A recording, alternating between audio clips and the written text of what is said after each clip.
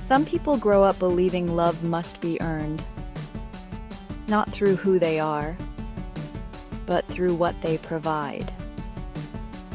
They learn early that appreciation arrives only when they are useful, when they solve problems, when they stay quiet, when they carry emotional weight for others.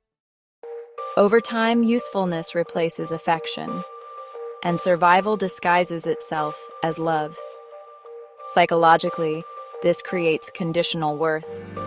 Your value becomes transactional.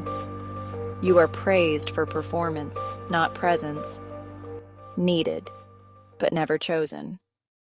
The hidden pain begins when you realize people don't ask how you feel. They ask what you can do. Your exhaustion is invisible because your usefulness still works.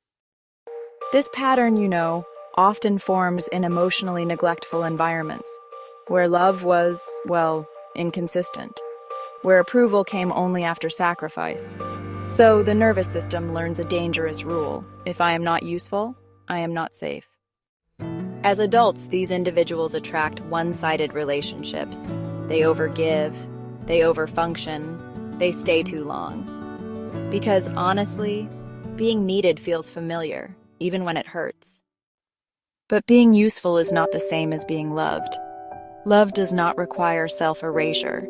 It does not punish rest. And it does not disappear when you stop producing. Healing begins when you separate worth from usefulness, when you allow yourself to exist without earning space, when you choose environments where presence is enough. You were never meant to be a tool for connection. You were meant to be held, seen, and chosen, even when you do nothing at all.